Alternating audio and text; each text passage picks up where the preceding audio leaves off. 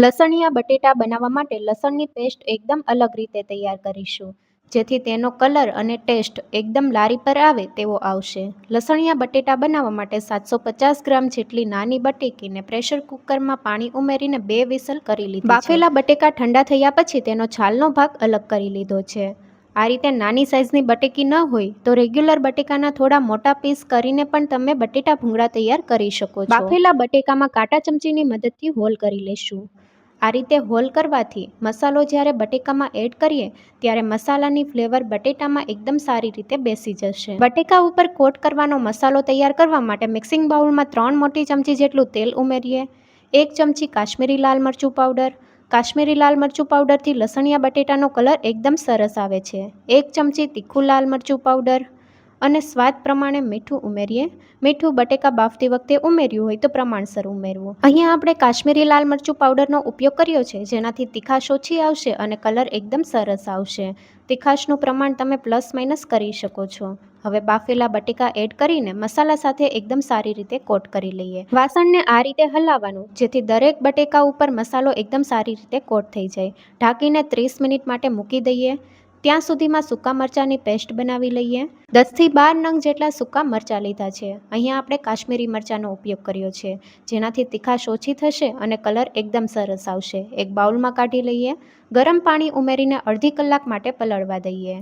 અડધી કલાક જેવું થઈ ગયું છે. મરચાં એકદમ સોફ્ટ થઈ ગયા છે. બધું પાણી નિતારી લેશું અને મિક્સર જારમાં પીસવા માટે લઈ લઈએ. આ પાણીનો ઉપયોગ પેસ્ટ બનાવતી વખતે નથી કરવાનો, તેમાં તીખાશનો ભાગ હોય છે અને મરચાં જ્યારે પલાળ્યા એ પહેલાં આપણે બિયાનો ભાગ અને ડીટિયાનો ભાગ અલગ કરી લીધો છે.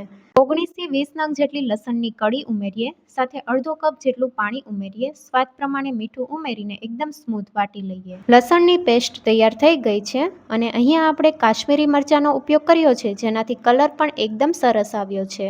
વઘાર કરવા માટે પેનમાં 3 મોટી ચમચી જેટલું તેલ, 1/4 ચમચી હિંગ ઉમેરીએ અને તૈયાર કરેલી પેસ્ટ ઉમેરીએ. આ પેસ્ટ આપણે લસણમાંથી તૈયાર કરી છે, એટલે લસણની કચાશ દૂર થાય ત્યાં સુધી સાતળવાની છે.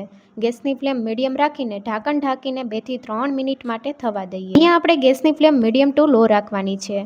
પેસ્ટ તળિયે બેસી ન જાય એ વાતનું ખાસ ધ્યાન રાખવું. 2 મિનિટ જેવું થઈ ગયું છે. આ રીતે વચ્ચે હલાવતા રહેવાનું છે અને ફરી પાછું ઢાંકણ ઢાંકીને 3 મિનિટ માટે થવા દઈએ. લસણની પેસ્ટને સતળાતા ટોટલ 5 મિનિટ જેવું થઈ ગયું છે. પહેલાં 2 મિનિટ માટે સાતળી લીધી અને ફરી પાછું 3 મિનિટ માટે ધીમા ગેસ ઉપર થવા દીધી છે. તો તેલ બધું છૂટું પડી ગયું છે. હવે મસાલા ઉમેરીએ. 1/4 ચમચી હળદર પાવડર, 1 ચમચી કાશ્મીરી લાલ મરચું પાવડર, 1 ચમચી ધાણા જીરું પાવડર, અડધી ચમચી ગરમ મસાલા પાવડર ઉમેરીને મિક્સ કરી લઈએ. મસાલાને પણ 1 મિનિટ માટે થવા દઈએ. અત્યારે ગેસની ફ્લેમ ધીમી છે. અહીંયા મસાલાનું પ્રમાણ તમે તમારા ટેસ્ટ મુજબ ઓછું વધારે કરી શકો છો. અહીંયા આપણે કાશ્મીરી લાલ મરચું પાવડર ઉમેર્યું છે, જેનાથી તીખાશ ઓછી આવશે અને કલર એકદમ સરસ આવશે. મસાલા પણ બરાબર પેસ્ટ સાથે મિક્સ થઈ ગયા છે અને આ રીતે તેલ છૂટું પડવા લાગ્યું છે. તો હવે ગેસની ફ્લેમ બંધ કરી દઈશું. તૈયાર કરેલી પેસ્ટ આપણે બટેકામાં ઉમેરી દઈશું. તો મસાલાથી કોટ કરેલા બટેકામાં આ બધી પેસ્ટ ઉમેરી દઈએ. ગરમ હોય ત્યારે જ ઉમેરી દેવાની છે. સાથે અડધા નંગ જેટલો લીંબુનો રસ ઉમેરીએ. થોડા કોથમીરના પાન ઉમેરીને બધી વસ્તુને એકદમ સારી રીતે મિક્સ કરી લઈએ. જોતાં જ મોંમાં પાણી આવી જાય એવા લસણિયા બટેટા તૈયાર છે. મસાલો બટેટા સાથે એકદમ સારી રીતે મિક્સ કરી લીધો છે. હવે ઢાંકીને થોડી વાર માટે મૂકી દઈશું, જેથી મસાલાની ફ્લેવર બટેટામાં એકદમ સારી રીતે આવી જાય. ત્યાં સુધીમાં આપણે બટેટા સાથે ખાવાની મજા આવે એવા ભૂંગળા તળી લઈએ. મીડિયમ ગેસની ફ્લેમ ઉપર તેલ ગરમ થવા માટે મૂકી દીધું છે. તેલ એકદમ ગરમ થઈ જાય એટલે ભૂંગળા એડ કરી દઈએ અને હાઈ ગેસની ફ્લેમ ઉપર ભૂંગળાને તળી લઈશું. ભૂંગળા ફ્રાય થઈ ગયા છે. ઝારાની મદદથી કાઢી લઈશું. આ રીતે બાકીના બધા ભૂંગળા તળી લઈશું. સાંજે કંઈક ચટપટું ખાવાનું મન થાય તો આ લસણિયા બટેકા તમે જરૂરથી ટ્રાય કરી શકો છો.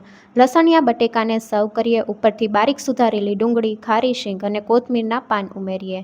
જો તમારે લીંબુનો રસ ઉમેરવો હોય તો તમે ઉપરથી લીંબુનો રસ પણ ઉમેરી શકો છો. જોતાં જ મોંમાં પાણી આવી જાય એવા લસણિયા બટેકા તૈયાર છે. રેસીપી કેવી લાગી કમેન્ટમાં જરૂરથી જણાવજો. નવી રેસીપી જોવા માટે ચેનલને લાઇક, શેર અને સબસ્ક્રાઈબ કરો. Thank you for watching.